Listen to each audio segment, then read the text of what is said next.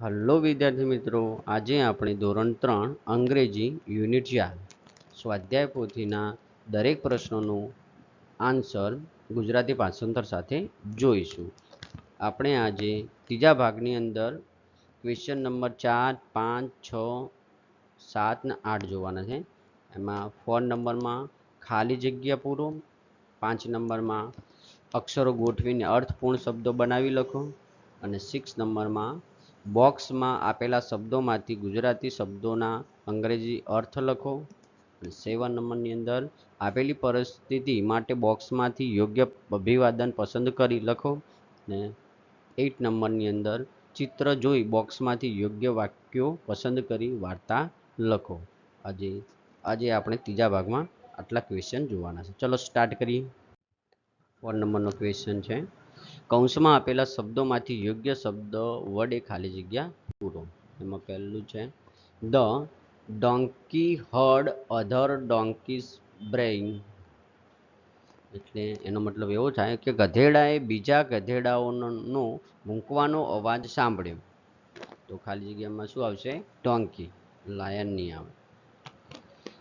જો પહેલા તમને સમજાવી દઉં, લાયન એટલે સિંહ, ડોન્કી એટલે ગધેડો અને ટાઈગર એટલે વાઘ. બરાબર. હવે આપણે બીજો ક્વેશ્ચન જોઈશું. The donkey found the skin of a lion. ગધેડાને સિંહની ચામડી મળી. તો અહીંયા કોની ચામડી મળી? તો સિંહની. એટલે અહીંયા શું આવશે ખાલી જગ્યામાં? લાયન. ઓકે, ચલો ત્રીજો ક્વેશ્ચન છે વિદ્યાર્થી મિત્રો, the ડોન્કી dress up in the skin of the lion. એટલે ગધેડાએ સિંહની ચામડીનો પોશાક પહેર્યો. ડ્રેસ અપ એટલે પોશાક પહેરવો અને જમ્પડ અપ એટલે કૂદકો મારવો. એટલે શું આવશે? Dress up. ચલો નેક્સ્ટ નંબર, 4 નંબર, people beat the donkey with stick. લોકોએ ગધેડાને લાકડીઓથી માર્યો. સ્ટીક એટલે લાકડીઓ અને સ્ટોન એટલે પથ્થરો. પથ્થરોથી નતો માર્યો પણ લાકડીઓથી માર્યો હતો. ચાલો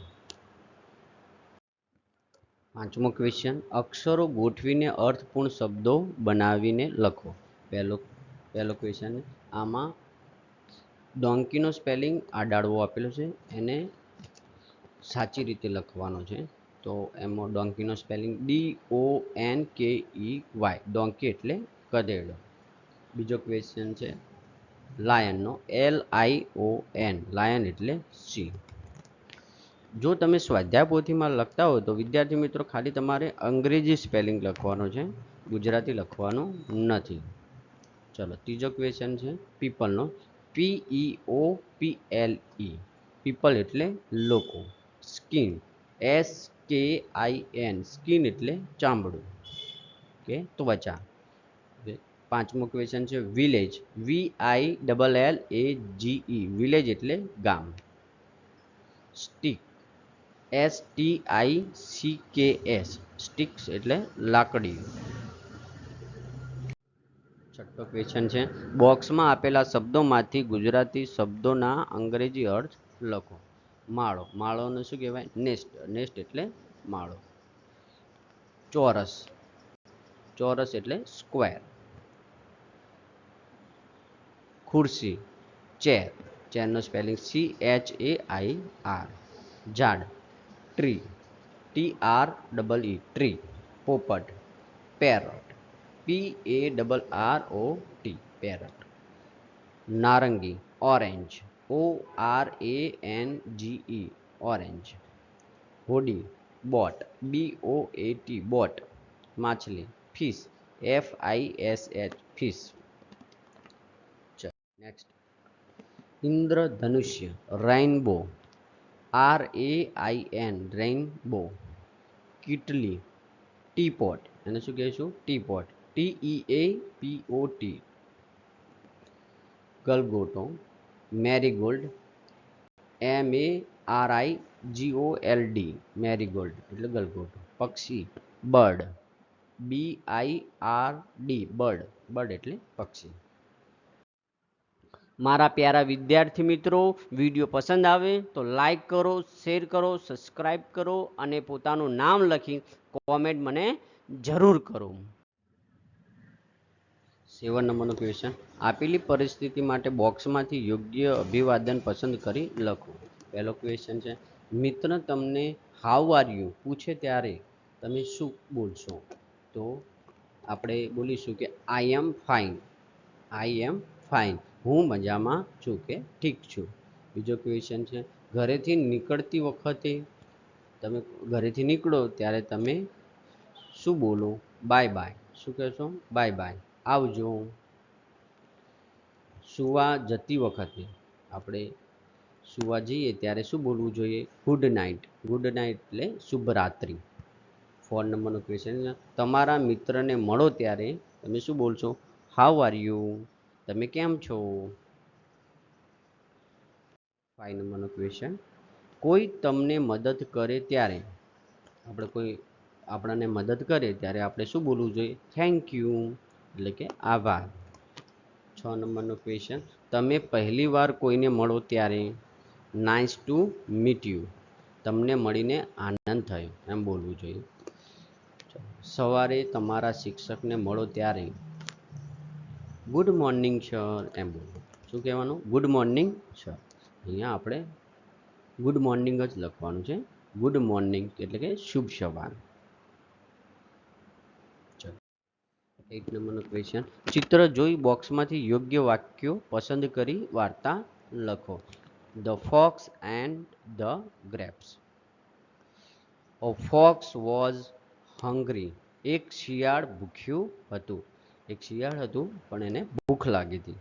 હંગ્રી એટલે ભૂખ લાગી. ચાલો. He reached a farm of grapes, તે દ્રાક્ષના ખેતરમાં પહોંચ્યો. નેક્સ્ટ નંબરનો, he jumped again and again, તે ફરીથી અને ફરીથી કૂદકા માર્યા પણ એને દ્રાક્ષ મળી નહીં. ચાલો.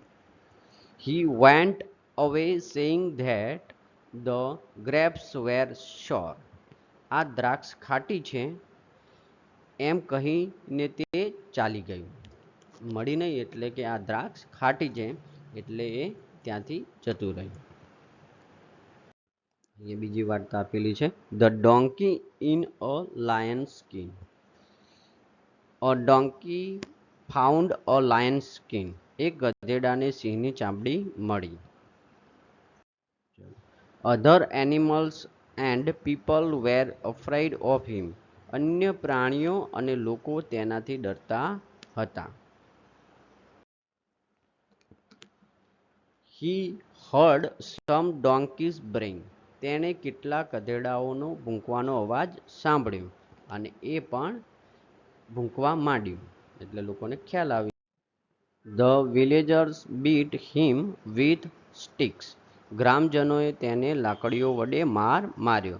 લોકોને ખ્યાલ આવી ગયો કે આ તો સિંહ નથી ગધેડો છે એટલે એને લાકડીઓથી માર માર્યો.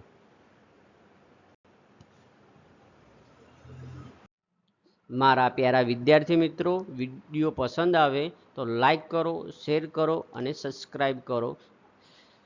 પોતાનું નામ લખી મને કોમેન્ટ જરૂર કરો. થેન્ક યુ વિદ્યાર્થી મિત્રો.